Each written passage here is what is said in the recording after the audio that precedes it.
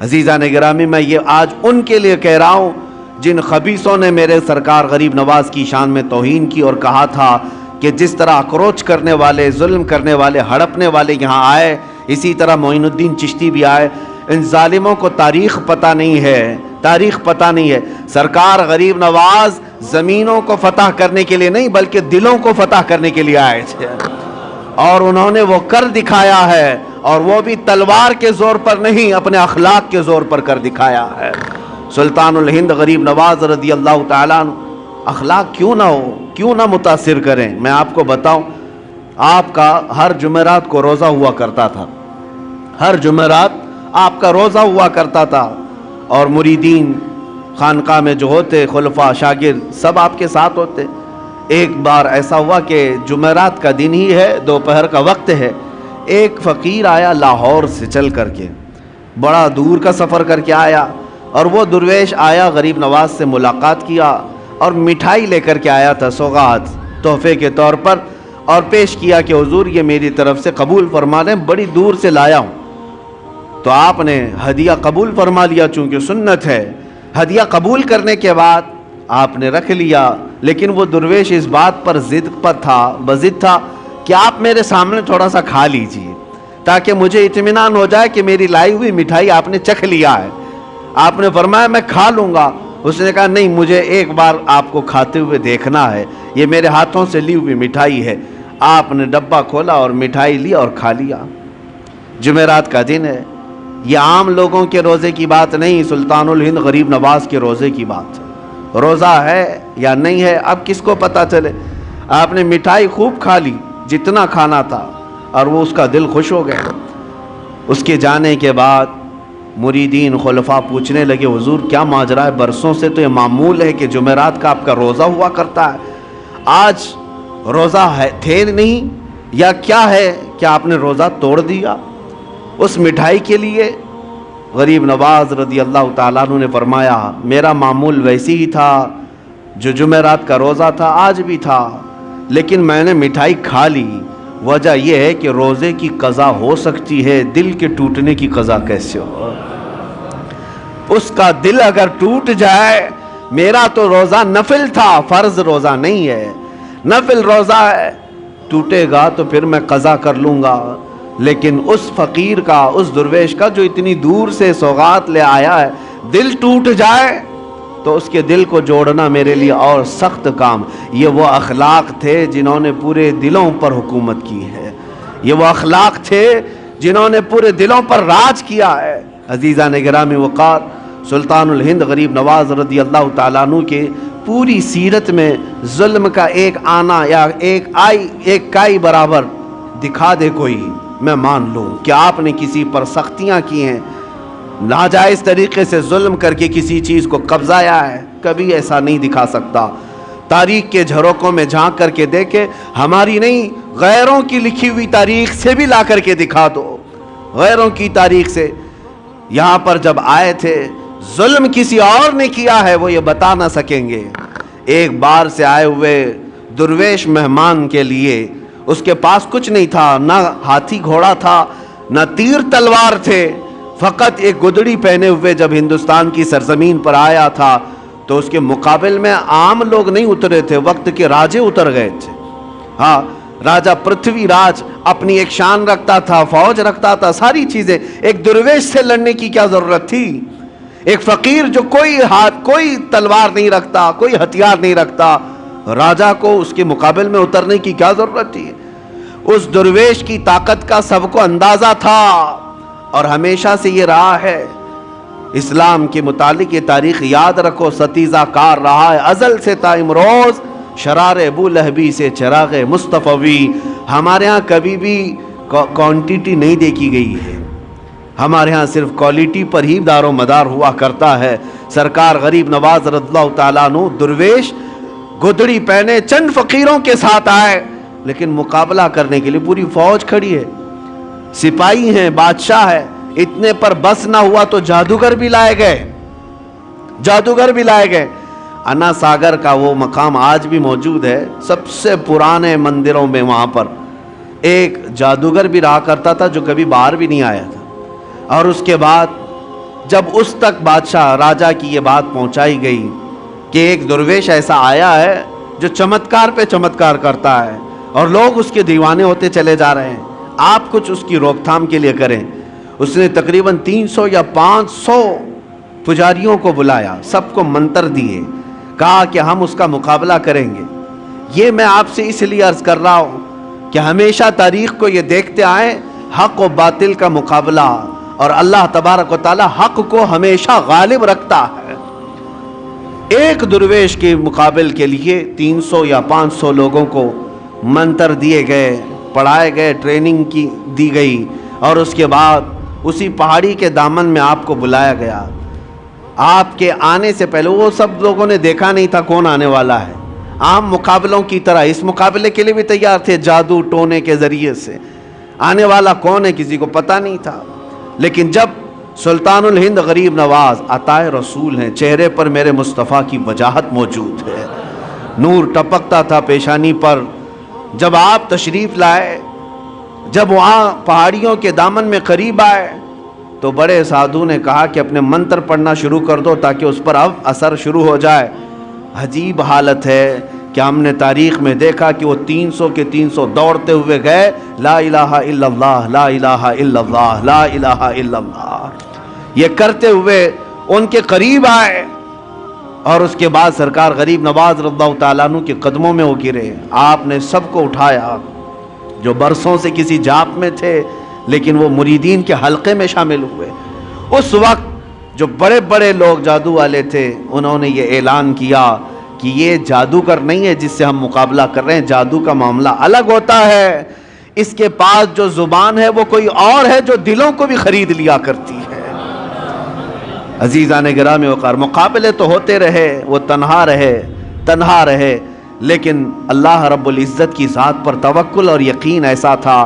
آپ کو میں ایک بات بتا دوں، یہ وہ دور تھا جب آپ ہندوستان آ رہے تھے، شہاب الدین غوری اس نے کئی مرتبہ حملے کیے تھے پرتھوی راج کے ساتھ اور کئی راجاؤں کے ساتھ، لیکن شکست کھا کر کے جاتا تھا۔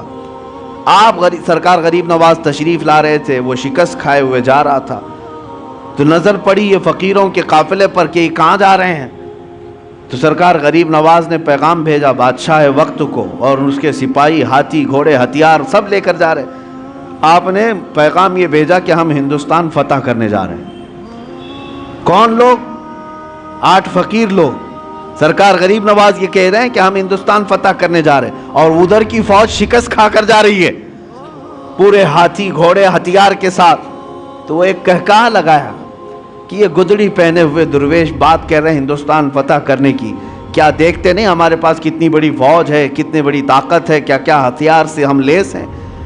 تو سرکار غریب نواز نے فرمایا بات یہی ہے، فرق یہی ہے کہ تم جب بھی جاتے ہو یہ ہاتھی گھوڑے اور ہتھیاروں پر بھروسہ کر جاتے ہو، معین الدین اللہ کے بھروسے جا رہا ہے، اللہ ہمارے ساتھ ہے، اور تاریخ نے آج دیکھ لیا جو اللہ پر توکل کر کے آیا تھا 800 سال گزر گئے، کرسی ابھی ہلنے کا نام نہیں لیتی، آج تک وہ حکومت قائم ہے، دلوں پر قائم ہے، دلوں پر قائم ہے۔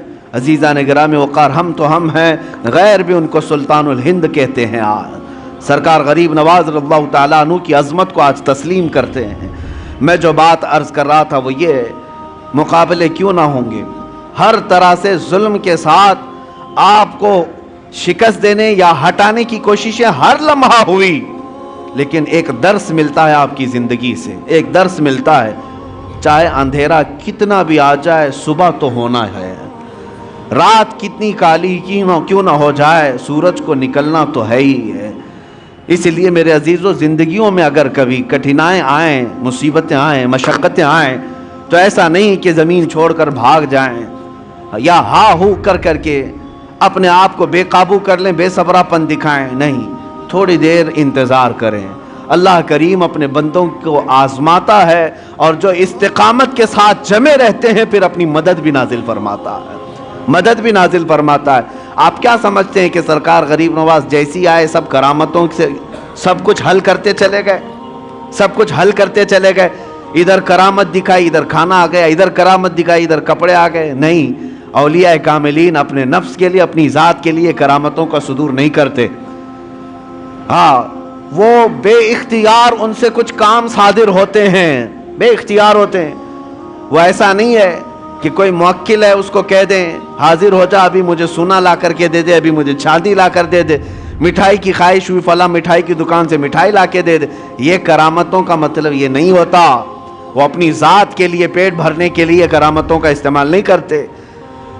ان کے پاس کرامتوں کا اختیار تھا، باوجود اس کے فاقے پر زندگی گزارتے تھے، مشقتوں سے گزرے ہیں۔ آپ کو پتہ ہے آپ کے ایک صاحبزادے خواجہ حسام الدین رحمت اللہ تعالی علیہ بچپن میں مدرسے سے پڑھ کر کے آ رہے تھے، اور بھی طلبہ تھے، کسی استاد کے پاس پڑھ کر کے آ رہے تھے، بیچ راستے میں ان کو چکر آ گیا اور گر گئے۔ دوستوں نے اٹھایا، کہا حسام الدین کیا بات ہے؟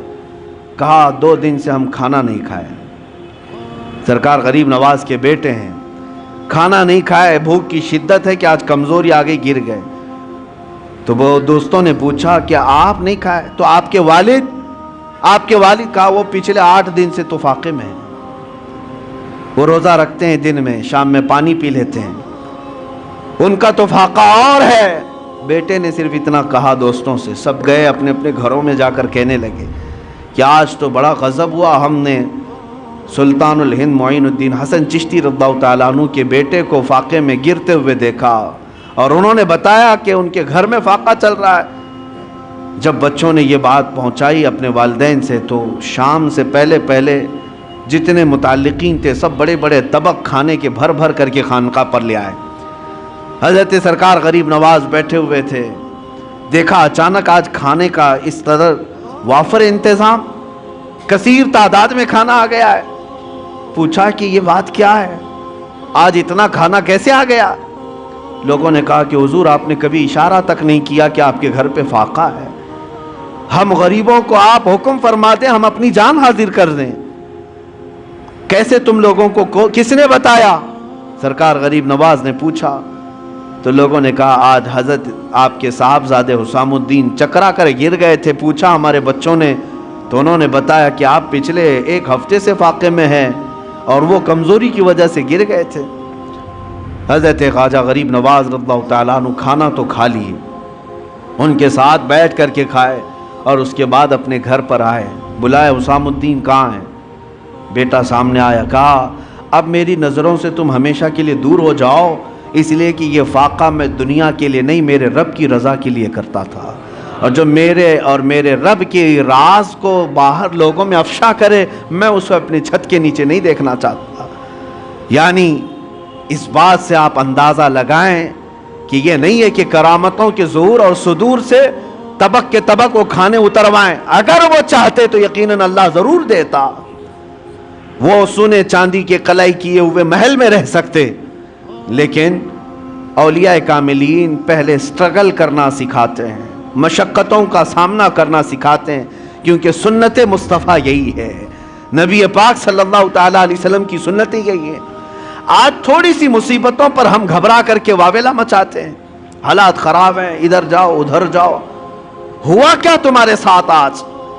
کس نے تمہیں آج آزمایا ہے؟ وہ تلواروں کے نیچے بھی سجدے نہیں چھوڑتے تھے، آج تمہیں کون ہے جو اذانوں سے روکتا ہے؟ کون ہے تمہیں مسجدوں میں جانے سے روکتا ہے؟ کوئی نہیں روکتا۔ تم تو آج محو خواب ہو اور خراٹے لیتے ہوئے اپنی نمازیں قضا کر جاتے ہو، کوئی تمہیں روکنے والا نہیں۔ عیش و عشرت آج اللہ نے اتنا دیا ہے جتنا ماضی میں کبھی لوگوں کو ملی نہیں ہوگی۔ آج تک بتاؤ کیا تم یا تمہاری اولاد کبھی ننگے رہے؟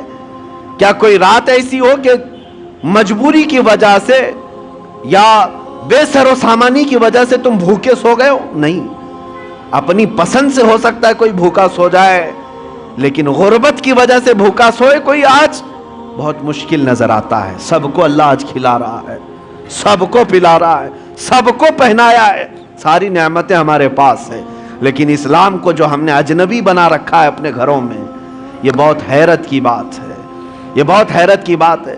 جس اسلام کا نام ہمیں عزت دیتا ہے، جس مصطفیٰ کی نسبت ہمیں عزت دیتی ہے، اسی اسلام کو ہم نے آج اجنبی بنا کر رکھا ہے۔ اجنبی کا مطلب کیا ہے؟ ہم اسلام زندہ باد کے نعرے سڑکوں پر لگا سکتے ہیں، اپنے گھر میں لگاؤ، اپنے گھر میں اسلام کو زندہ کر کے دکھاؤ۔ تم اپنی بیٹیوں پر اسلام کو پسند کرتے ہو؟ کیا تم اپنی بیویوں پر، اپنی بہنوں پر اسلام کو پسند کرتے ہو؟ اگر اسلام کو پسند کرتے تو ان کا حجاب کیوں آج نکل گیا؟ ان کا پردہ کیوں نکل گیا؟ گویا کہ ہم اسلام کو صرف مسجدوں میں پسند کرتے ہیں، باہر شادی محل میں جا کر کے دیکھیں، ہال میں، وہاں کوئی اسلام نہیں ہے۔ اسلام کو پسند ہی نہیں کرتا مسلمان، اجنبی بنا رکھا ہے۔ اپنے برتنوں پر، اپنے دسترخوانوں پر کیا اسلام کو پسند کرتے؟ اگر تمہیں اپنے کھانے میں بھی اسلام پسند تھا تو یہ کیا ہے کھڑے کھڑے قطاروں میں جو کھاتے ہیں؟ کیا یہی اسلام ہے؟ اگر تمہیں اپنے لباس میں اسلام پسند تھا تو ذرا اپنے اوپر جھانک کر کے دیکھ لیتے۔ اپنے چہرے پر اگر اسلام پسند تھا، آئینے میں جا کر دیکھ لیتے۔ ہم نے خود اجنبی بنا دیا ہے اسلام کو اپنے گھروں میں، اور ہم بات کرتے ہیں اسلام کے لٹنے کی، کہ اسلام کو فلاں لوٹ رہا ہے، اسلام کے اوپر فلاں جو ہے ظلم کر رہے ہیں۔ خود اپنوں کا جو ظلم ہے اس کا کیا ہے؟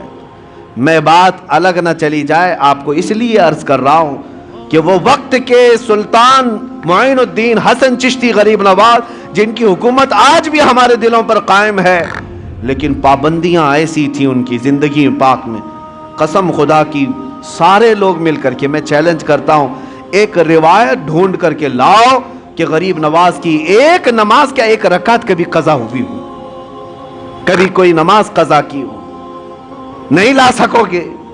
ان کی زندگی بھر کی عبادتیں، اور پھر حد تو یہ ہے، میں نے ایک بات پڑھی تھی مجھے بہت حیرت ہوئی، رجب المرجب کے یہی 6 تاریخ کو آپ کا عرس مبارک ہے، پہلی رجب کو آپ اپنے خانقاہ میں اندر چلے گئے تھے، حجرہ بند کر لیا تھا، کھڑکیاں بھی بند، کسی کو اندر آنے کی اجازت نہیں تھی، آپ اکیلے تھے، اور اللہ اللہ اللہ کی آوازیں آتی رہی۔ 6 رجب تک لوگ دن رات آوازیں سنتے تھے باہر سے، اور 6 رجب کے عین دوپہر کے وقت آواز بند ہو گئی، آواز رک گئی۔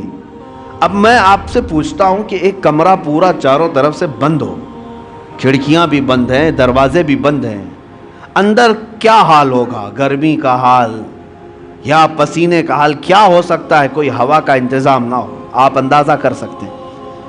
لیکن جب آواز بند ہوئی تو خلفاء و مریدین نے کافی انتظار کے بعد دروازہ توڑ دیا۔ انہیں ایسا لگا کہ شاید آپ کے ساتھ کچھ ہو نہ گیا ہو، دروازہ توڑ دیا تو دیکھا آپ چارپائی پر لیٹے ہوئے ہیں، اور آپ کی روح قبض انصری سے پرواز کر چکی ہے، آپ کا وصال ہو چکا۔ لیکن اندر آتے ہی جیسے ہی مریدین کی نظر پڑی، پیشانی پر لکھا ہوا تھا ھذا حبیب اللہ مات فی حب اللہ، یہ اللہ کا حبیب ہے، اللہ کی محبت میں چلا گیا ہے۔ جو بات میں عرض کرنے جا رہا تھا وہ یہ، دیواروں پر دیکھا گیا آپ کی سانسیں جو نکلتی تھیں، آپ کی سانسیں نکل کر کے جو بھاپ بنتی تھی، دیواروں پر وہ پسینہ جمع تھا شبنم کی طرح سے، لیکن اس پسینے کے قطروں کو دیکھا گیا غور سے تو ہر قطرے سے لا الہ الا اللہ لکھا ہوا نظر آتا تھا۔ سانسیں جو نکلتی ہیں جہاں جا کر جم جائیں اس میں بھی ذکر الہی موجود ہے۔ عزیزان گرامی وقار، جن کی عبادتوں کا اور ریاضتوں کا یہ حال ہو تو کیا رب تبارک و تعالیٰ انہیں یہ مقامات علیہ نہیں عطا فرمائے گا؟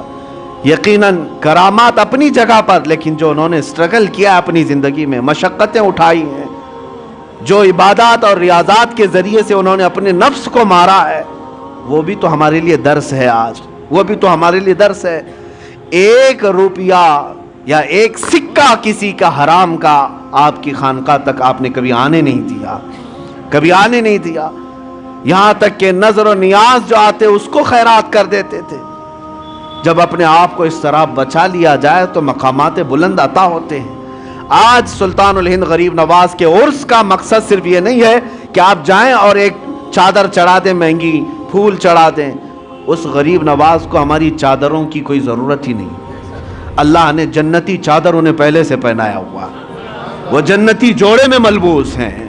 ہاں یہ اور بات ہے کہ ہم عظمت شان کے لیے چادر پیش کرتے ہیں، ان کی شان و شوکت ان کی رفعت کے لیے پیش کرتے ہیں، یہ اور بات ہے، میں اس کا منکر نہیں ہوں، لیکن اگر تم یہ سمجھتے ہو کہ چادر پیش کرنے کے بعد ہی میری ذمہ داری ختم ہو گئی، یہ تمہاری خام خیالی ہے۔ اصل مسئلہ ان کے دربار میں چادر پیش کرنے کا نہیں، اصل مسئلہ یہ ہے جاؤ تو اپنا دل ان کے قدموں میں رکھ کر کے آ جاؤ اور عرض کرو کہ اب میں زندگی اپنی مرضی سے نہیں، آپ کے اشاروں سے جینا چاہتا ہوں۔ آپ کو پتہ ہے آپ جب سفر سے آ رہے تھے مدینہ طیبہ سے اجمیر، بیچ میں ایک علاقہ آتا ہے سبزوار، یہ آج کے ایران میں ہے، اور وہاں پر آپ کا قیام ہوا ایک باغیچے کے پاس، اور وہ بہت خوبصورت باغیچہ تھا، اس کے اندر ایک حوض تھا۔ یہ باغیچہ اور حوض وہاں کے حاکم کا تھا، اس وقت کا جو حاکم تھا، بڑا ظالم آدمی، لوگوں کا مال اتنا لوٹتا تھا کہ لوگ پریشان تھے، ہفتہ وصولی والا سسٹم۔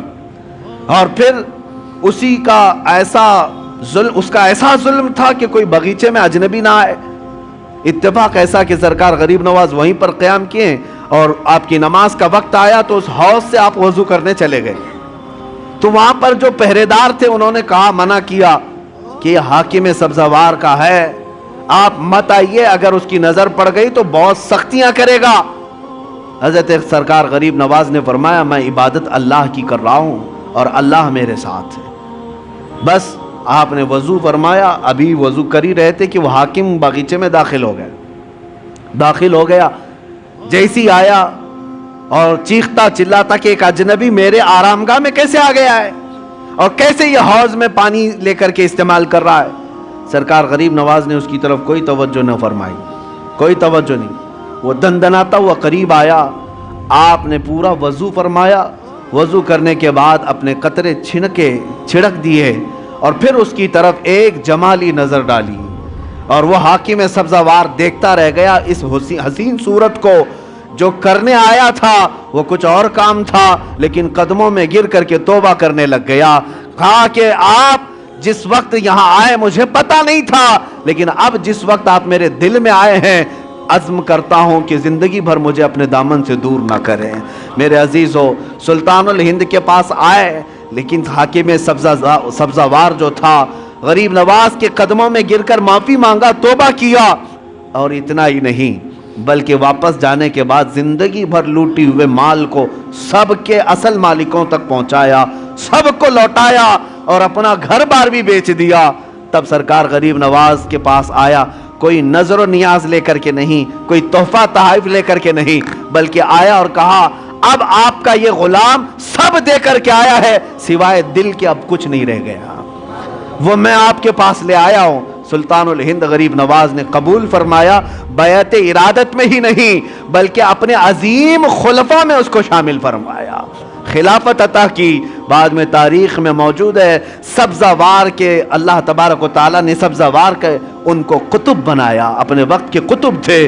کہاں ظلم و ستم کی داستان رکھنے والا، کہاں قدموں میں آ کر کے دل دینے والا اللہ کی ولایت حاصل کر جاتا ہے۔ میں یہی عرض کرنا چاہتا ہوں، تم تحفے تحائف اپنی جگہ پر، جاؤ اپنا دل قدموں میں رکھ کر کے آؤ، عرض کرو کہ سرکار مجھے اپنے ساتھ لے لیں، آپ ایک اشارہ فرمائیں میرے دل کی اصلاح ہو جائے۔ پھر اگر غریب نواز قبول فرما لیں، یقیناً زندگی کی کایا ہی پلٹ جائے گی، ایک نیا انقلاب دیکھنے کو ملے گا۔ اللہ کریم اس آستانے کو سدا سلامت رکھے۔ اجمیر معلیٰ کے فیوز و برکات اللہ تعالی ہماری نسلوں کو صبح قیامت تک عطا فرمائے۔ عزیزان گرامی، اپنے بچوں کو یہ نصیحت بھی کرو، یہ وصیت بھی کرو کہ ہندوستان میں ہم غریبوں کو اسلام ملا ہے تو وہ اجمیر معلیٰ کی دھرتی کا فیض ہے، سرکار غریب نواز کے احسانات ہیں۔ اس لیے کہ انٹرنیٹ کا زمانہ ہے، ڈیجیٹل زمانہ آنے والا ہے، کل کو چل کر کے کوئی ٹائی سوٹ بوٹ والا کوئی آئے اور کہہ دے کہ ہم نے اسلام پھیلایا ہے، تو ہمارے بچے تو گوگل والے ہیں، ہمارے بچے تو گوگل کے شاگرد ہیں، ان کو یہی نہ لگنے لگ جائے کہ سارا اسلام گوگل سے پھیلا ہے۔ اس لیے بچوں کو یہ سمجھاؤ، گوگل ہو کہ پوگل ہو، یہ بہت زمانے کے بعد کی بات ہے۔ سلطان الہند غریب نواز اس وقت اسلام پھیلا رہے تھے جب تو تار کا بھی سسٹم نہیں تھا، جب ٹیلی فون کا بھی معاملہ نہیں تھا، لیکن اپنی مختصر سی زندگی میں 90 لاکھ لوگوں کے دلوں میں اسلام کو روشن فرمایا ہے۔ وہ ان کا احسان ہے اور یہ احسان صبح قیامت تک رہے گا۔ اللہ کریم سرکار غریب نواز کے دربار سے ہم سب کی نسبتوں کو ہمیشہ صدا قائم رکھے۔ عرض یہی کرتا ہوں اس غریب نواز کے دربار میں کہ ہماری سلامی وہاں تک پہنچ جائے، جمعہ میں یہاں بیٹھے ہوئے ہر عاشق کو مولا اجمیر کی حاضری قبول فرما لے۔ خواجہ ہند وہ دربار ہے اعلیٰ تیرا، کبھی محروم نہیں مانگنے والا تیرا۔ وآخر دعوانا الحمدللہ رب العالمین۔ السلام علیکم۔